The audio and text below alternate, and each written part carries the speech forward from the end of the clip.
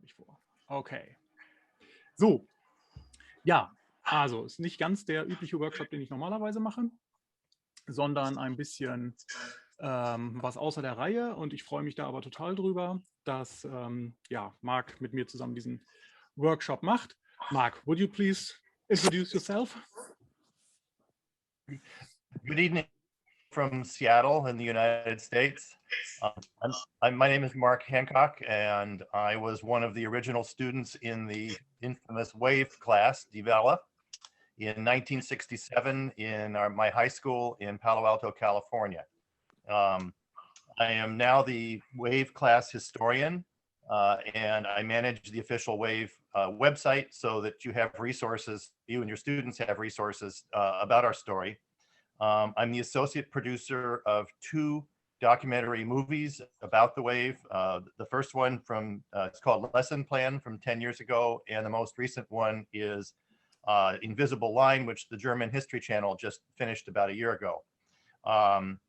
And I was associate producer of both of those films, and I help in them. I now support teachers and film festivals and theater productions. There's plays and musicals around the world when people use our story. And I view my role as a helper to all of you when you use our story to try and talk about some very difficult but important topics of today's world.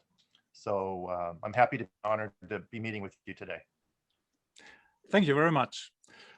So this way we met in 2015. Ich habe mich bei Marc entschuldigt, dass ich den ersten Teil doch eher auf Deutsch sprechen werde, weil mir das Englische jetzt nur so aus der Schule in die Wiege gelegt wurde, aber ansonsten das nicht unbedingt, ja. Ich habe Marc 2015 kennengelernt, als ich unterrichte an einem Gymnasium in Meppen in Niedersachsen und das Fach Pädagogik. Und wir haben, oder ich in dem Zusammenhang, wie dann pro Jahr eigentlich auch einmal zum Thema die Welle und habe damals 2015 halt auch mal wieder im Internet ein bisschen recherchiert, gibt es was Neues, und bin dann auf die Internetseite von Marc gestoßen, der auf seiner Internetseite vorstellte, dass er gerade dabei war, eine Tour durch Europa zu planen und man ihn gerne fragen könnte und er würde auch gerne in jede Schule kommen und was zur Welle erzählen. Und ich habe dann so ein bisschen überlegt und dachte mir, klar, warum nicht? Das ist ja die Chance. Habe ihm eine Mail geschrieben und habe ungelogen, ich glaube eine Viertelstunde, 20 Minuten später die Antwort, ja klar, ich komme, kein Problem. Und so war er 2015 bei uns in Meppen und hat mehrere Vorträge bei uns in der Aula gehalten und wir haben im Garten gegrillt. Ja, und so war der Kontakt da und es hat sich seitdem zu einem Real-Life-Besuch noch nicht wieder ergeben, aber jetzt eben im Zuge dieser Corona-Videokonferenzen war dann einfach die Gelegenheit da, ihn einzuladen und das war eine tolle Videokonferenz, die wir zusammen gemacht haben und einfach auch die Idee, das auch mal hier bei mobile.schule vorzustellen.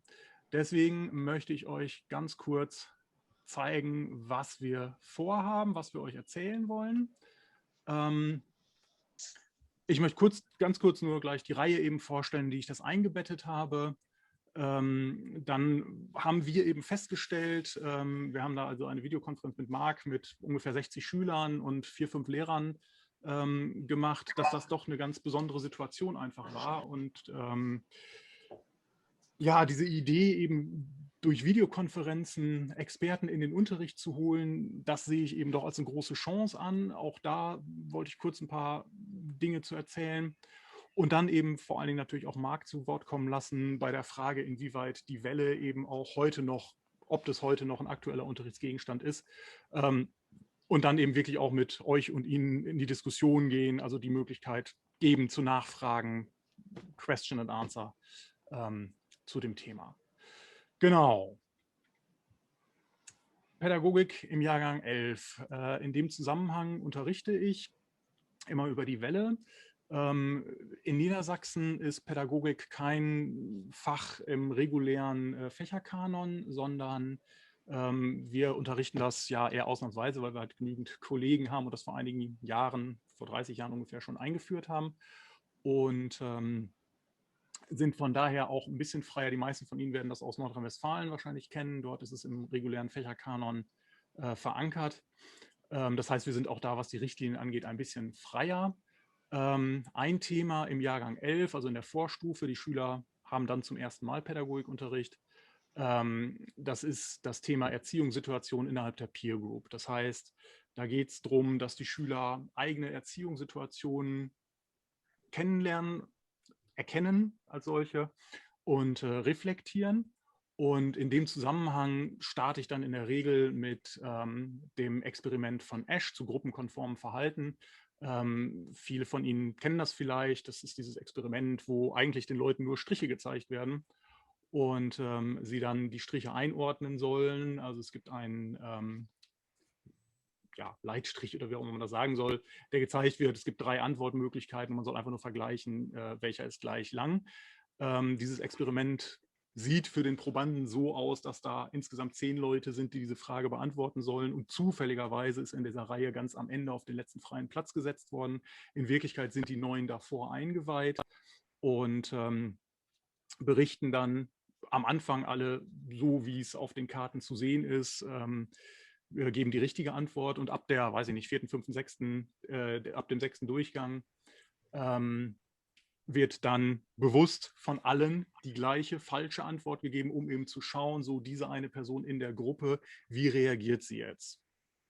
Passt sie sich der Gruppe an, zeigt also gruppenkonformes Verhalten oder sagt eben die eigene Meinung. Und es ist eben dann interessant, wirklich festzustellen, dass doch ein großer Prozentsatz eben sich der Gruppe anpasst. Und dann kann man sehr schön mit den Schülern erstmal diskutieren, was das ist. Sie kennen das ja dann aus eigener Erfahrung, sei es Wochenendbeschäftigung, irgendwelche Gruppenblödsinn, den man zusammen gemacht hat. So, also sie kommen dann immer relativ schnell da auch auf eigene Themen. Der nächste Schritt ist dann der Befehlsgehorsam. Auch da Verhalten in der Gruppe. Sie kennen vielleicht auch das Experiment von Milgram. Da ging es darum, dass der Proband in einer vermeintlichen Lehrersituation war und ein vermeintlicher Schüler Antworten geben sollte auf so einfache Merkfragen, 4 Begriffe merken und mussten in der richtigen Reihenfolge wiedergegeben werden, glaube ich. Und wenn die falsch wiedergegeben wurden, dann muss der Lehrer einen Stromstoß geben. Und die ganze Anlage war so, oder das ganze Experiment war so angelegt, dass dem Probanden eigentlich relativ klar war, dass er Stromstöße gab, die also wirklich massive Schmerzen verursachten, bis hin am Ende, wenn er dann die Skala immer höher drehen musste, dann dort ominöse Xe standen, sodass man also schon ihm suggerierte, dass möglicherweise dieser Person jetzt großen Schaden zugefügt wurde. Das Experiment kam auch aus dem Zusammenhang, damals eben zu schauen oder zu überprüfen, wie es sein kann, dass die Menschen während des Dritten Reiches zu solchen Taten sich haben hinreißen lassen oder mitgemacht haben. Und da geht es dann also um den Befehlsgehorsam. Es ist immer eine wichtig gekleidete Person mit im Raum, die dann auch Anweisungen gibt und sagt, nein, machen Sie weiter, Sie dürfen das Experiment nicht gefährden und so weiter. Gut, das heißt, wir haben so diese beiden Bereiche, gruppenkonformes Verhalten und Befehlsgehorsam. Und dann im nächsten Schritt geht es um das Experiment die Welle, wo wir ja, wenn wir das ein bisschen genauer anschauen, diese beiden Verhaltensweisen auch durchaus wiederfinden. Und ich steige dann in der Regel immer ein mit dem Film von 1981. Die Welle ist ja 1967 in Palo Alto von Ron Jones durchgeführt worden als Unterrichtsexperiment. Er hatte es eigentlich für 1 Stunde geplant, am Ende sind 5 Tage draus geworden. Dazu wird Marc sicherlich gleich noch ein bisschen mehr erzählen. Und er hat darüber dann einen Aufsatz geschrieben, der 1976 veröffentlicht wurde. Und als Reaktion auf diesen Aufsatz hat Hollywood einen Fernsehfilm darüber gedreht, der 1981 erschienen ist. Der dauert eine Dreiviertelstunde, was für den geneigten 45 Minuten unterrichtenden Pädagogen natürlich eine sehr schöne Größenordnung auch nebenher ist. Kleiner Haken, im Moment ist der leider auf YouTube nicht zu finden. Ich habe immer noch glücklicherweise eine alte Videokassette mit dem Film. Da muss man dann eben gucken, wo man den herbekommt. Aber damit steigen wir in der Regel ein, sodass die Schüler den Film kennenlernen. Dieser Film ist dann im Anschluss verschriftlicht worden. Also dieses Buch, das vielleicht viele von Ihnen auch aus dem Unterricht kennen, von Morton Rue oder wie auch immer man den ausspricht. Das ist eigentlich eine Verschriftlichung dieses Hollywood-Films von 1981. Dann kam später, 2008 war es, glaube ich, der Film mit Jochen Vogel, der deutsche Film, und dann 2 Dokumentationen, die Marc eben schon angesprochen hat. Lesson Plan von 2011, glaube ich, und The Invisible Line von 2019, genau. Ich starte mit diesem Video von 1981. Dann anschließend sollen sich die Schüler zunächst mit einzelnen Charakteren auseinandersetzen, um ein bisschen tiefer einfach in die Thematik einzusteigen, das Experiment und die Verhaltensweisen der Schüler besser kennenzulernen. Sie setzen sich also mit einzelnen Schülercharakteren dieses Films von 1981 auseinander. Und in diesem Jahr habe ich dann zum ersten Mal auch mit dieser Dokumentation Invisible Line gearbeitet, die auf mit deutscher Vertonung verfügbar ist. Und so dass sie sich auch dann mit der Rolle von Ron Jones intensiver auseinandersetzen konnten. Dann sind sie vorbereitet, sie kennen also inhaltlich das Thema. Und dann kam eben die eigentliche Videokonferenz, die eben ein bisschen in einem besonderen Rahmen stand, da Marc in Seattle lebt und wir damit einen 9 Stunden Zeitunterschied haben. Er ist also gerade aufgestanden und hat gut gefrühstückt. Ist natürlich eine etwas besondere Situation. Wir konnten das nicht am Vormittag im normalen Unterrichtsrahmen machen oder zu normalen Unterrichtszeiten, sondern das war dann an einem Abend, haben wir das durchgeführt, um 20 Uhr, glaube ich, 19:30 Uhr. Und haben dann eben zunächst, hat Marc sich vorgestellt, von der Welle erzählt und wir haben dann anschließend, haben die Schüler Fragen gestellt. Da das natürlich auch alles komplett dann in Englisch stattfand, haben wir im Vorfeld in einer Videokonferenz zu normalen Unterrichtszeiten Fragen gesammelt und auch mit den Schülern abgesprochen, wer die Fragen stellt, also um so ein bisschen jetzt die Scheu zu nehmen, da sich wirklich dann in der Videokonferenz Fremden gegenüber zu outen oder zu öffnen. Und mit eingeschalteter Videokamera, das machen die Schüler ja bekanntermaßen nicht so gerne, dann auch die Fragen zu stellen. Das heißt, die Schüler wussten, dass sie Fragen stellen, haben sich die vorher übersetzt ins Englische. So, und das hat wirklich gut geklappt. Das war also eine tolle Videokonferenz. Wir hatten eine Stunde anvisiert und haben, also ich glaube, fast 2 Stunden hat das Ganze gedauert, 1 und 3/4 Stunde um den Dreh. Das war dann wirklich eine tolle Erfahrung und auch darüber, kann ich gleich noch ein bisschen was erzählen.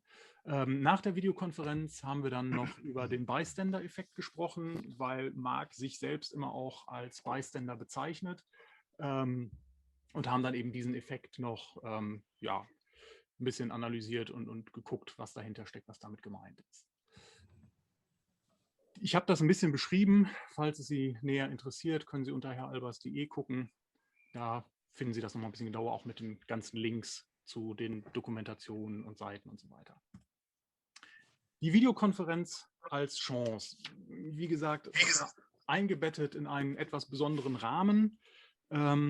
Dadurch, dass das Ganze am Abend stattfand, dass die Schüler wussten, dass das eine größere Konferenz ist. Wir haben also insgesamt 4 Pädagogikkurse in dem Jahrgang, die jeweils so um die 20 Leute stark sind. Also es waren, und am Ende sind nicht alle Schüler gekommen, aber wir hatten etwas über 60, zeitweise 70 Leute in der Konferenz drin. Die Lehrer waren natürlich da, die Pädagogiklehrer und dann eben ein Gast. Das Ganze fand abends statt. So, also es war so gesehen erstmal natürlich ein bisschen ein besonderer Rahmen. Im Vergleich zu 2015, als Marc uns besucht hat, hatten wir jetzt die Situation in der Videokonferenz und waren natürlich sehr zwiespältig, inwieweit das jetzt einen ähnlichen Effekt hat und waren am Ende wirklich überrascht, also wir Lehrer auch, als wir uns hinterher nochmal drüber ausgetauscht haben, dass das Ganze, ich bin mal ebenso frei und schalte sie stumm, weil hier gerade so ein bisschen Störgeräusche kamen. Waren dann tatsächlich relativ angetan, auch von den Rückmeldungen der Schüler, die wir dann hinterher erhalten haben, dass das doch eine ganz besondere Situation war, eben gerade weil man nicht wie früher in der Aula, wo die Schüler möglicherweise hinten in der letzten Reihe sitzen und irgendwie sich miteinander unterhalten und rumgiggeln, sondern jetzt wirklich jeder, dadurch, dass die Konferenz ja zu Hause auf dem Schreibtisch stattfand, eben doch in einer anderen Situation war und auch die Tatsache, dass Marc einem dann direkt gegenüber sitzt oder der Gast, den man dann einlädt. Und ich denke, das ist jetzt nicht kein spezielles Ding hier bezüglich der Welle, sondern ob ich da jetzt mir einen Experten einlade, also ich unterrichte Chemie und Erdkunde und Pädagogik und da zum Beispiel einen Chemiker von der TU München habe, der mir was über, oder meinem Kurs was über Analytik erzählt, oder ob ich weiß ich nicht, einen Religionswissenschaftler einlade oder wen auch immer, so einen Experten, den ich mir in den Unterricht reinholen möchte, da fanden wir alle, dass das wirklich doch eine besondere Situation war, die auch völlig ab von Corona, glaube ich, eine Menge Chancen bietet. Und die wir für uns also auf jeden Fall im Hinterkopf abgespeichert haben, als wiederholenswürdig, auch in anderen Zusammenhängen. Zumal man natürlich dann die Vorteile sehen muss.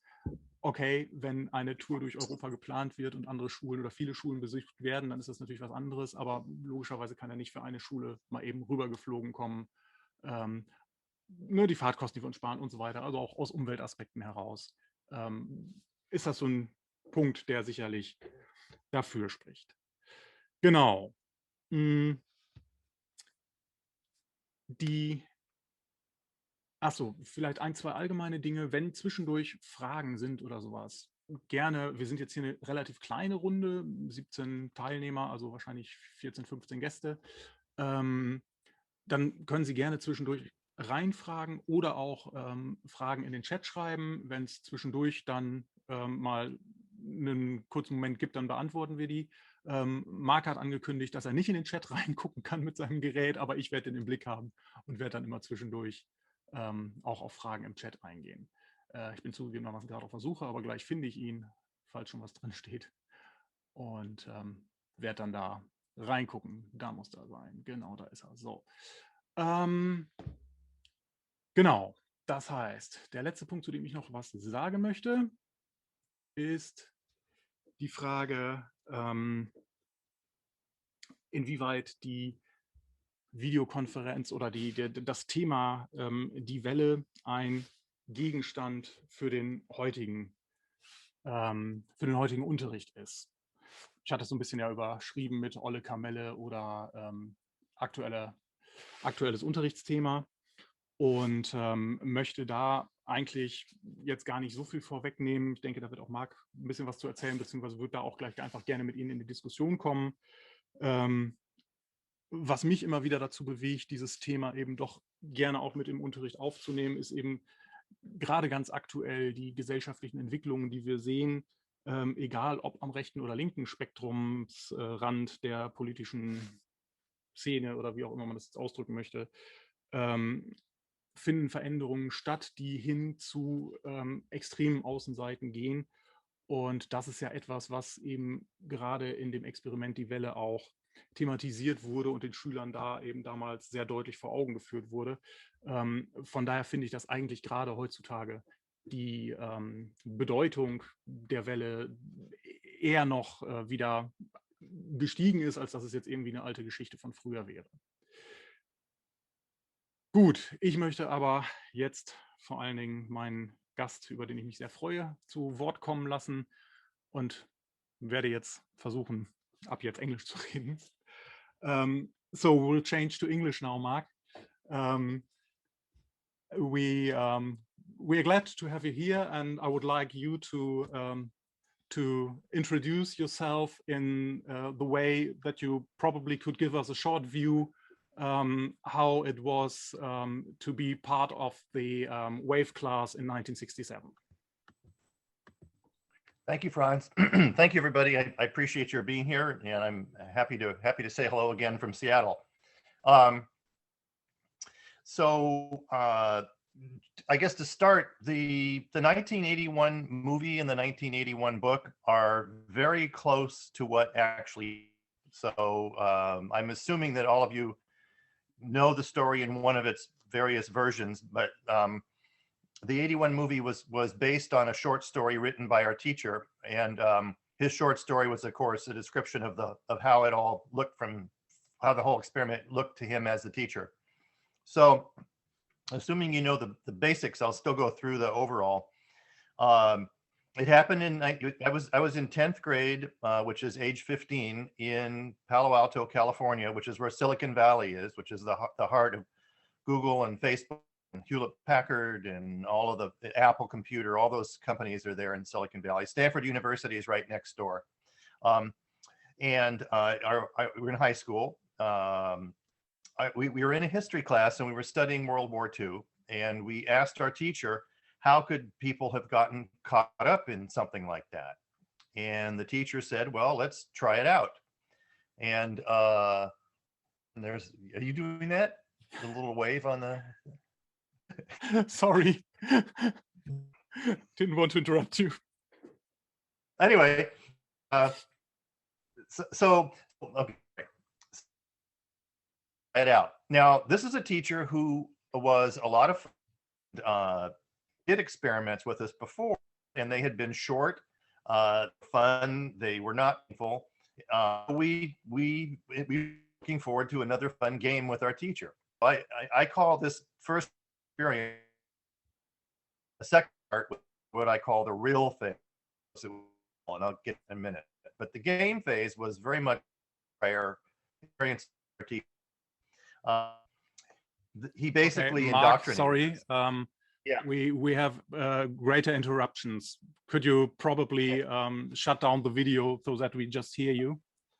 I'll try that. Stop. Can you hear me okay? Yes. Okay, try it out. So he started out with saying, okay, we'll try experiment in fascism. And he set up our organization. It became named it was called the Third Wave, and now we all call it the Wave.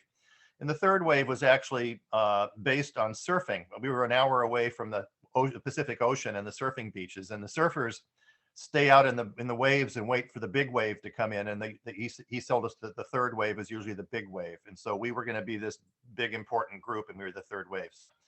Not linked to the strike, which often people think. And when we skipped school, that's where we went to the beach.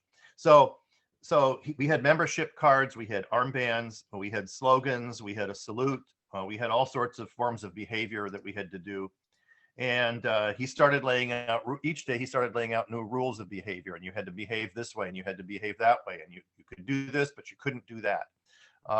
One of his early rules, wrote down in my notes, was that we couldn't gather in groups bigger than 2. So he started to limit our ability to organize or gather.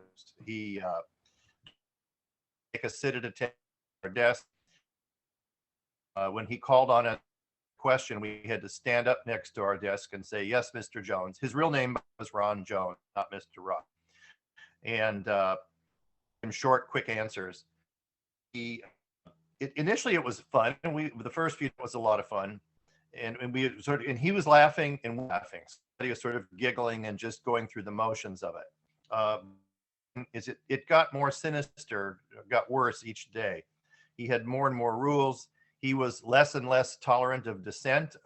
You could not speak your mind. If you said something, if you even asked a question about what was going on, you were at risk of being thrown out of the class. And the worst toward that is police, and the secret police would report rule breakers to him, and whoever broke a rule. And in the mornings, he'd come in and have a trial of whoever the student or students were that day who had broken one or more rules. And after going through a bit of a process, if he convinced that this person was guilty of what they're offending, moved.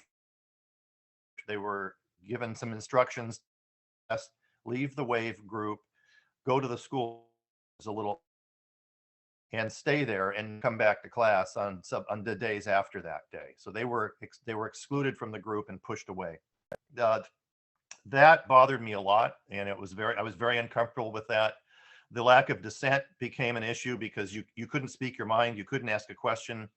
One of the interesting things was that you couldn't get good information, because if you asked the wrong question of the wrong person, you never know who was in the secret police and would turn you in. And so getting good information was difficult. You had to rely on rumors. And so it comfortable. It was each day less and fun. He took basic democratic freedom of assembly, freedom of. Franz, you okay? Now I can hear you.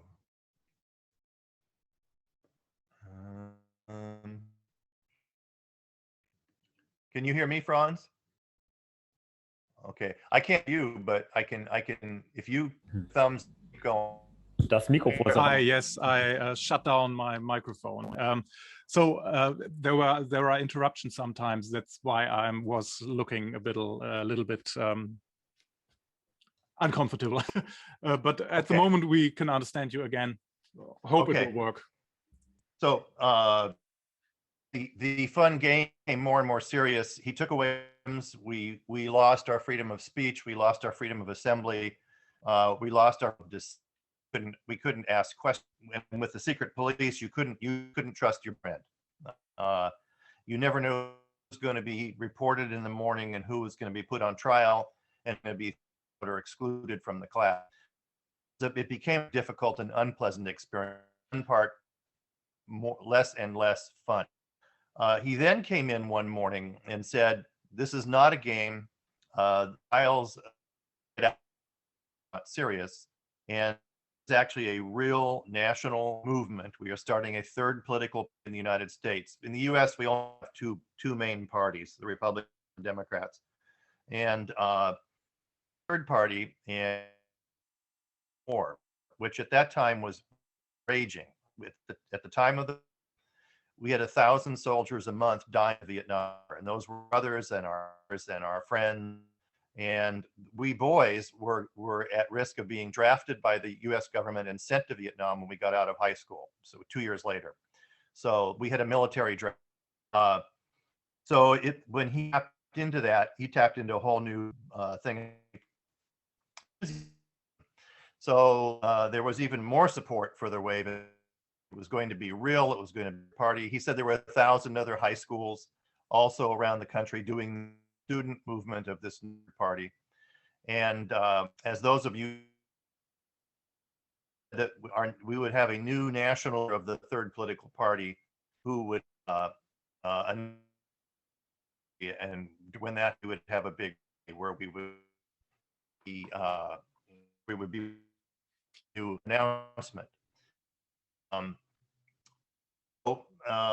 By that time I was deaf, and during the rally, which I want to, for somebody who doesn't know the story, but during the I became so afraid that I ran out of the room, and a few other students did too. Most students stayed through the end of the rally, and it's a fairly dramatic thing that it's been if I tell you and spoil the movie.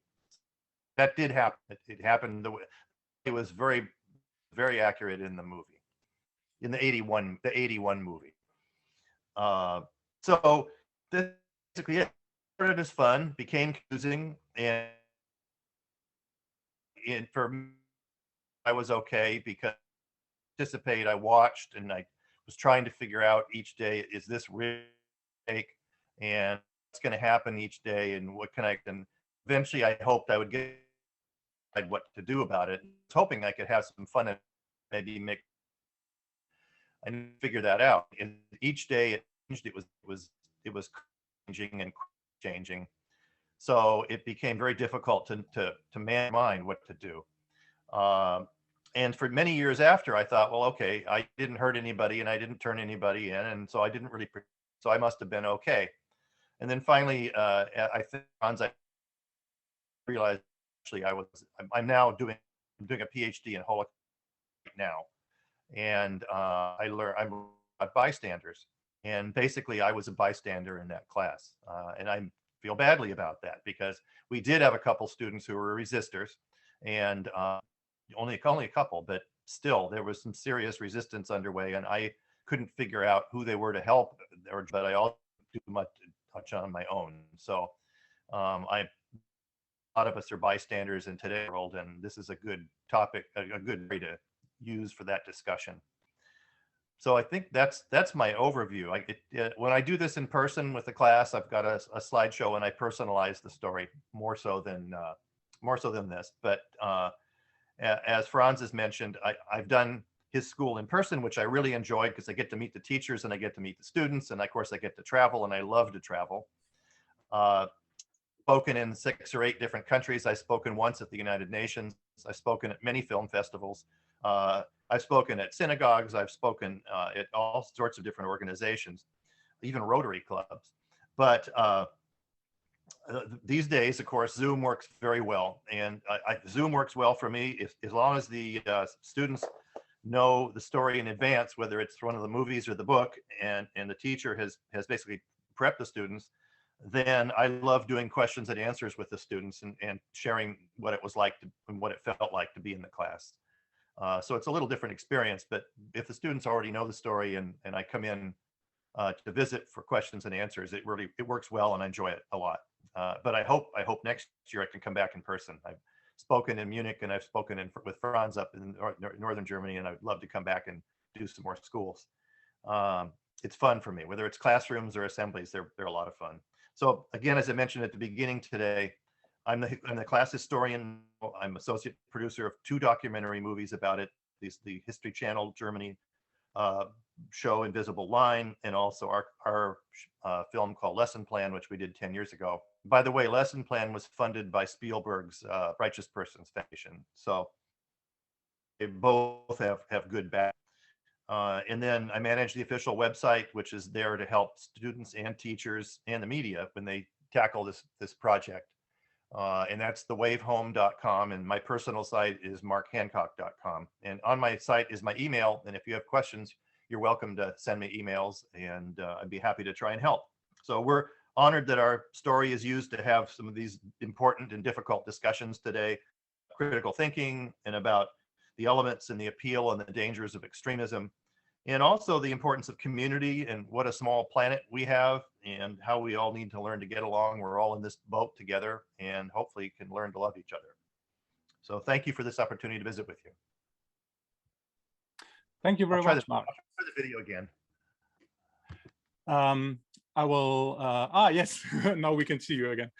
That's very strange. We did the video conference with my students. It worked perfectly. We did a more than 2-hour Zoom conference last weekend. It worked brilliant. And now with the teachers here in this room, we have several difficulties.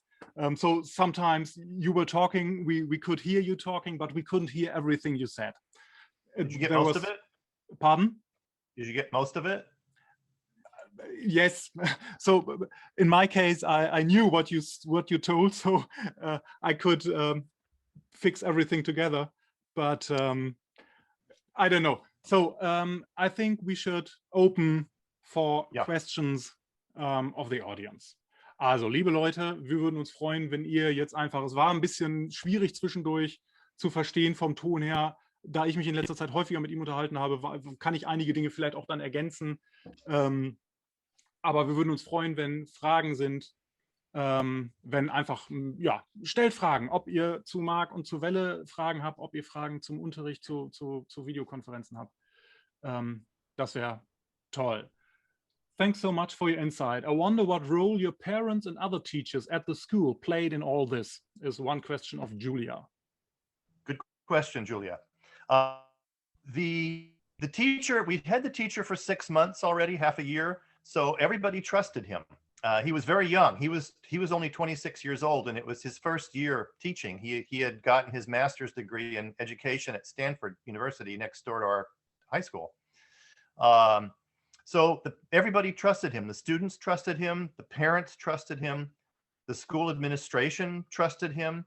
As students during the wave, we heard a rumor that the school principal had even done a wave salute, and so we all felt a little trapped if we were concerned, because everybody supported the teacher, and they all figured he knew what he was doing and that he had it under control, and he'd done experiments before, and everything would just turn out all right.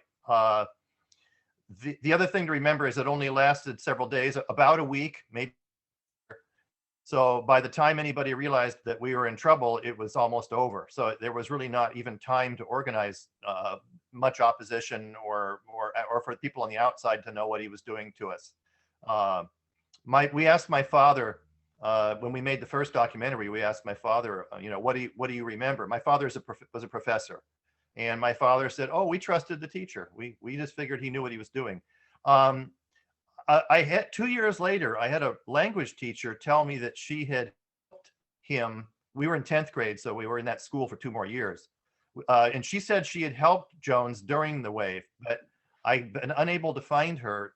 But I do think that he had other teacher friends in social studies or department or other young teachers who might have helped him a little bit, but I've been unable to find one to show. So being the young energetic teacher, the older teachers did not really like him. And in your 2008 German movie, you'll remember there's the old teacher upstairs or downstairs who's kind of old and grumpy. And we had teachers like that. And so Jones, some of the teachers were not big friends of Jones, but in the case of the wave, it went by so fast that nobody really did much until it was over. And we realized how badly it had gone.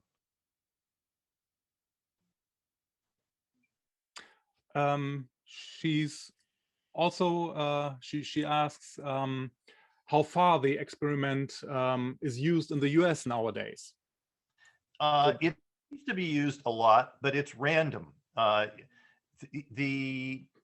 Each state in the US gets to mandate how their education is done. And then in each city, more or less each city, they have a school board, a board of directors, a school board, and the school boards also have some say. And then of course the individual teachers can decide if the teachers want to use the story or other material.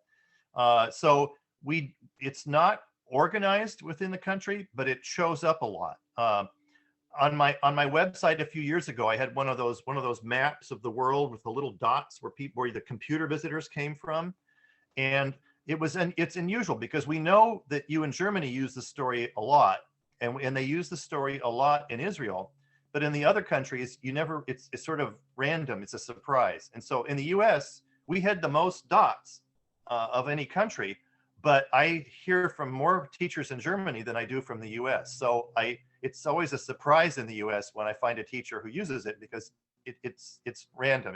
You just never know. So I think it's used moderately, and it's used in different kinds of classes. It's in history classes, it's in Holocaust classes, it's in English classes when they read the book. I've seen it in psychology classes in high school, occasionally at university level sometimes. But it's very random. You just never know.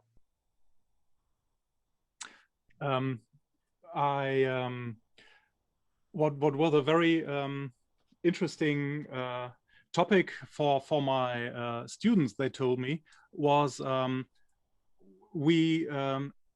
some of them, before we talked about the wave in my class, they also had read the book The Wave by Morten Rue I think in German, and for them it was a real great Überraschung when they heard that the characters in the surprise, thank you very much, Julia. Thank you, Julia. That the characters in the book and in the film aren't for real, that they are just hello, Julia.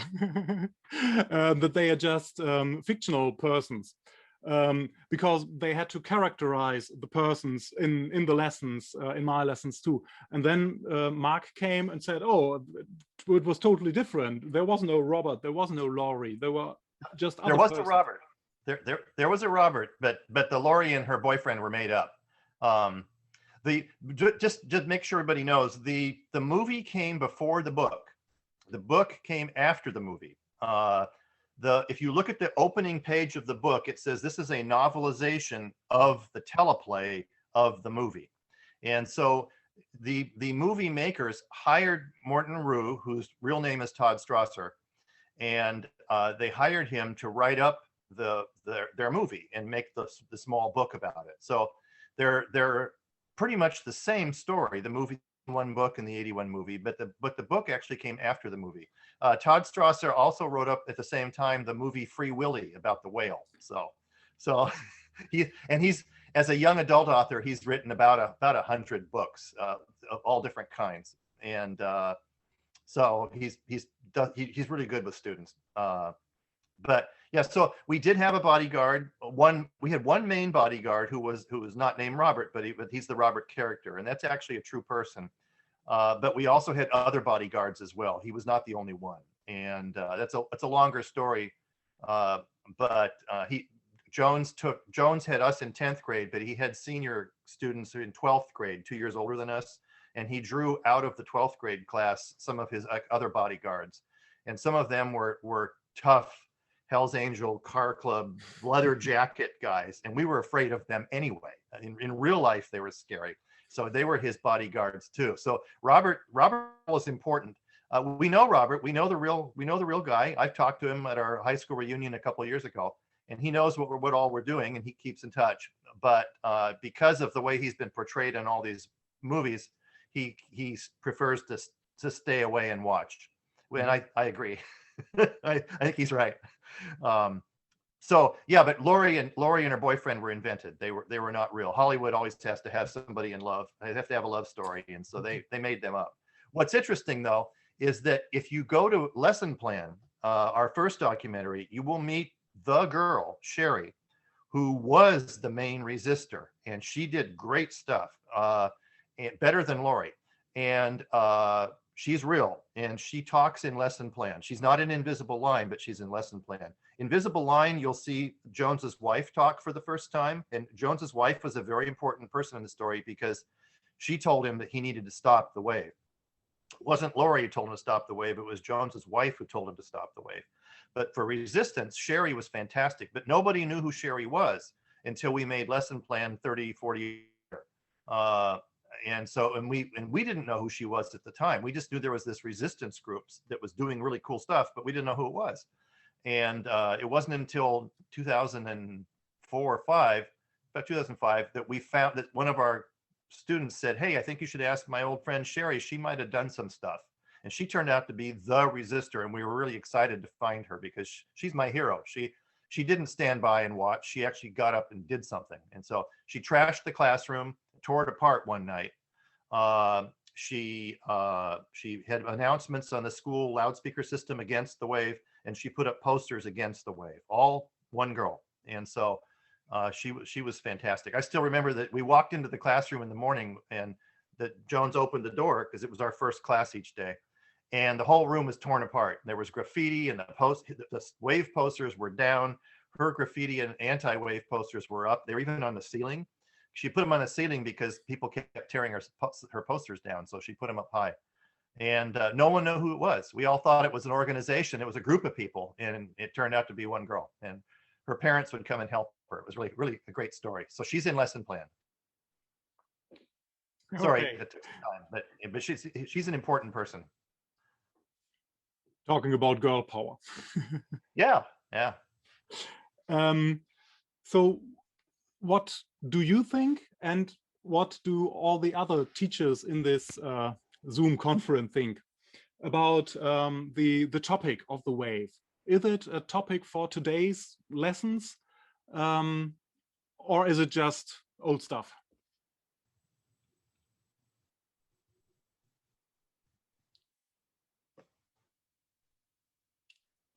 Was meinen die anderen? Ich frage mal in die Runde. Ich würde mich freuen über eine kleine Diskussion. It's fun how you get different answers to that question. I've heard both answers. I've heard young people say, "Oh, nobody do that. That'll never happen." And then I've heard other people say, "Oh no, it's very important." And I view our story as a way to talk about the subjects. It's not, to me, it's not as much as what we did, but it's how the story enables people now to talk about those subjects, because they're not easy subjects. They're difficult subjects, but it's a good way to take apart the pieces of human nature and human behavior, and maybe, try and understand them better. So I think that my favorite word is we're a catalyst for discussion. We enable the discussion to happen. What was a very interesting answer a student of mine a few years earlier made. He said, "Ooh, the wave, that would never happen again today, because everybody would look up at his smartphone what's going on when the scene in the rally is shown, where Mr. Jones announces the new leader. And he said, well, we would have a look at our smartphones and see that it's shit, and nobody would believe this. And then we started talking about the possibilities of nowadays to start. Today we would say fake news. How easy it is to start an own page and to show our leaders we want to show for our lessons. So it would be possible exactly to misinform the children so that they would believe, because everything on Wikipedia is real. So it must happen.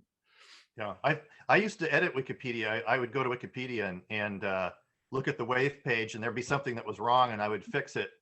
And then the 15-year-old kid would fix it back. And so I just couldn't. I was arguing with teenagers on Wikipedia about what happened, and I thought, wait a minute, I was there. So I gave up. I don't even look at Wikipedia anymore, because for us, because they're always arguing, and it depends which version they know. If they know the '81 movie or they know one of the other movies, they want to argue about exactly what happened on exactly what day. And we don't know exactly what happened on exactly what day. It was 50 years ago, but it's really fun to watch. I think you got your mute off. You got something for us? Yeah, I just wanted to comment that I completely agree with you and how relevant this topic and this experiment still is even today. Maybe even more important than before when we look at conspiracy theories and fake news, all these phenomena on the internet and social media that we see day by day, and the impact all of that has on so many people who are not maybe as educated and not thinking critically about what they read online, simply believing stuff people write there. And yeah, that's why I completely believe that it's so important for us as teachers to educate our students to be critical thinkers, and to show some resistance where it's necessary. And yeah, thank you for all your valuable insight here. Jetzt gab's gerade einen kleinen Hänger. Yeah, thank you very much. I hope I can come and visit all your schools next year. Genau, that's what I wanted to say. Mark is happy to assist us, and so if anybody is thinking about something like this, inviting him to his lesson, on the site, on the website markhancock.com, you can find his email, and so we connected in 2015, and 2 months later he was in my garden, and we had a great barbecue here. Yeah, and you have great German beer and great chocolate, so I'm anxious to come back.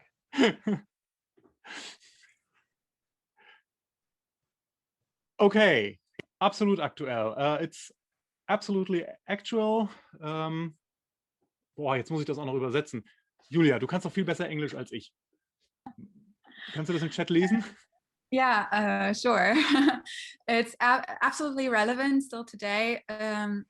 That's always the question after the book or the movie, especially students from areas of war and crises tell us that something like this may happen, can happen, and that it did happen in their home country. I didn't expect it like that. That's one comment here in the comment section. Wow, that's important. Thank you. Oh, Niels, Frage. Yes, that was not expected for my own, especially students from Syria and the Iraq, told something like that, and yes, that was very new for me in the situation. So they told about experiences they made in their life. Yes. Yeah, I spoke in a school in in Maastricht in Netherlands, and they told me just before I started that there was a student there from like Rwanda and a student from Kosovo and a third hotspot, and I thought, oh my gosh, here I am talking about a little high school class, and these kids live the real thing, and it's to be honest with you, it's sort of almost embarrassing, really. But I hope that with our story we can do some good. But yeah, that must be something to hear from the students who've lived it. So what I can resume is really all year when I teach lessons about the wave, it's very interesting to see the young people starting to think about it, asking things about the wave, about the persons, the characters, and always come to the conclusion that this never would happen to them. Mostly they are sure that it couldn't happen to them.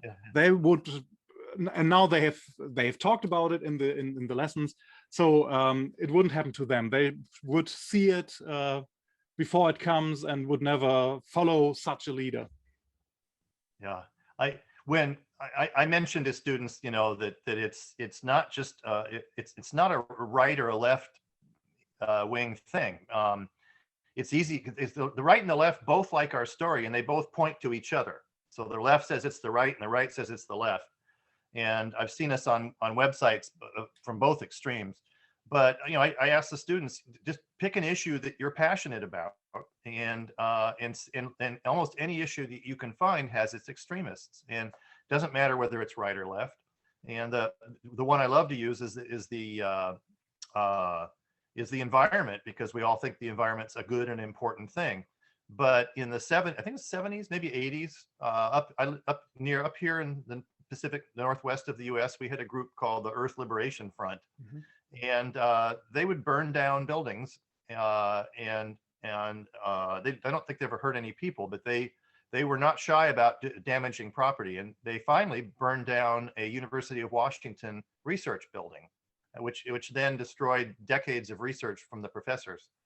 So either they or one of the other. There's another group called Earth First. So I don't know which group did which thing. So I can't, you know, I don't want to attribute the wrong group to the wrong incident. But the point is, even the environment has extremists. So anything, when your passions become more important than somebody else's life, then you've crossed that line, obviously. Okay. It's I think we or is there any question? The last chance to ask a real oh Gott, wie nennt man Zeitzeugen? Ich wusste den Namen. Witness, a real witness of the wave class. And it's totally interesting to always get new points of view on this story. Julia meldet sich, bitte. Yeah, I just wanted to comment that maybe influencers on social media, it's not quite as extreme, of course, like in the experiment and with all the political implications, but influencers still exert influence on young people and make them do stuff in a certain way, to buy certain products, for example. And maybe that's like a modern phenomenon that we have there, that students experience in their everyday lives, and they might not even question what they consume on social media all the time, so critically as they should. I just wanted to comment on that. It sounds too sort of negative, but I tell kids, I said, everybody wants something from you. You know, either the advertisers want you to buy their products, or the politicians want your vote. You know, and it's difficult for a news person to be totally objective. They usually come from one perspective or another, and you need to be able to sort all of that out and try and make good decisions based on good information. Because they're coming at you from all sides, and you have to, like you just said, you can't accept anything at face value anymore. You've got to try and understand what's behind it. Yeah. Okay. For me, there are two Could you please repeat your exercise as a bystander? So during the wave, I was hoping to do a little bit of resistance because I was 15 and that was a fun thing to do. But I thought, well, I'll wait till I figure it out, and then I'll know what to do. So if I just watch carefully, I'll eventually understand it, and when I understand it, then I can figure out what I want to do. And also, you're hoping you can meet somebody else and do it together. And in that environment, it was not possible. It was chaos and change every single day. And since you couldn't trust anybody from the secret police, you really couldn't connect with other people. And so I watched and I waited and I watched and I waited. And the next thing I knew, I was trapped in the rally room with the final rally, which was not at the time the final rally. It was the rally that was going to go to the next level. It was the rally that was going to start even more wave. So we didn't know it was the end. When we walked in that room, we thought it was the beginning of another level. So I went there because I had been trying to figure out, was this teacher telling us the truth, or was he, faking this? And so I thought, okay, if I go to the rally, I'll finally get my answer. I mean, I've been troubled every day. Is this real or is this fake? And what should I do? But I thought, okay, he's backed himself in a corner. He's promised us a national leader. I'll go to the rally and I'll see if he'll have to either show us a leader or tell us it's fake. And when I got there, it was it's not in the movies. They show it in large auditoriums. It was not. It was probably 200 students in a room that's meant to hold about 105. And that room is still there, and we've met in it a few times over the years for reunions. And we've even screened our documentary there. But that room, the capacity of that room is 125. So if you can imagine that room overfilled at lunchtime, the doors are closed. There's guards on the doors. Everybody's sitting at attention because for now a week or more, we've been very strict in our behavior, and everybody's quiet. And so the rally room was really difficult. And about halfway through it, as those of you who've seen the '81 movie know, that we had a dysfunctional television that was not working. And I looked down at the TV and it's not working. And in your mind, you're trying to say, well, it's a bad connection, or the national leader's not ready, or something's. You just keep talking yourself out of why it's not working. And then finally, I just snapped out of it, and I looked around the room, and I could not find the teacher, and the guards had left the doors, so there weren't guards on the doors anymore. And I was just terrified. I was so afraid. So I ran out the back door of the room, with the TV still, just the snow on the TV. And a few other students did too. And I'm guessing that I probably was not the brave one. I probably wasn't the first one out. I probably followed somebody else. But I ran out the door. Most students stayed, and it ended pretty much like you see in the '81 movie. That's pretty darn close. So I guess my bottom line is back to the question about being a bystander. For probably 20 or 30 years, I kept thinking, I'm okay. I didn't hurt anybody. I didn't turn anybody in. I didn't speak against anybody. I didn't do anything bad. So therefore, I was good. And then when I started seriously doing Holocaust studies, and also we started making the first documentary lesson plan, it finally hit me one day is I was a bystander. And I sat back and watched, but I didn't do anything. And I didn't do anything to help stop it, or to mess with it, or to help other people. I just watched. And unfortunately, large groups of people in totalitarian, authoritarian states these days are bystanders. You just stay out of the way and stay out of trouble, and all this bad stuff happens around you, and you don't do anything to help stop it. And so it's the large groups of people that are bystanders that allow the dictators to run wild. And it scares me because it's so easy to do that. It's easy to be a bystander. It's much easier to be a bystander than it is to fight, to put yourself at risk fighting anything. And that's a whole different story. Is what can you do? And that's in our Holocaust classes. We spend days talking about what you can do, or should do, or shouldn't do, or can't do. And there's a whole spectrum of things you can do. So depending on the situation and depending on your capabilities and depending on the risks at the time that you have to make that kind of a decision. And so, and there's other times with different situations along the way. So so it took me a long time to suddenly realize that just the fact that I didn't hurt anybody did not make me a good person. It made me a bystander, and being a bystander, I enabled and allowed it to continue. And that's an important lesson for kids today. It's really easy to just ignore everything going on in the world, but it will all come back to you if you're not careful. I'm thinking about that you could have done something later on isn't something that feels good, I think. Right. Yeah. It's good not to have done anything bad, but it isn't good in the back view that you haven't done the right thing. Yeah, exactly. Yeah. I mean, I would love to be able to get in front of classes and say, yeah, like I was with Sherry, and I did, you know, I trashed his room and I put up posters against it and I did all these great, brave things. Mm-hmm. But instead, I have to stand up in front of kids and say I was a bystander. And so it's embarrassing, but it's a darn good lesson. And I still struggle with it today. I mean, look at the craziness in our country over the last 4 years. And I'm spent a lot of time saying, what can I do about this? And I'm getting a PhD in Holocaust and genocide studies, and I'm trying to help teachers who use the WAVE story to try and help kids not get caught up in this stuff before it's too late. And so I figure that's my major contribution. And then I read too much news. Okay. There are 2 or 3 last things for me to do. Yeah. The first one, it irritated you when I first started it, but usually I have some kind of a logo of this workshops. And today my daughter made me a very special one. And I wanted to show it, but I forgot it. I was so nervous in the beginning. So I just want to show it for one. Your daughter made that? Yes, my daughter made it. That's really cool. Yes, and it's a wave killing. Yeah, have her send it to me. That's really fun. Yeah, have her email it to me. That's really, really cool.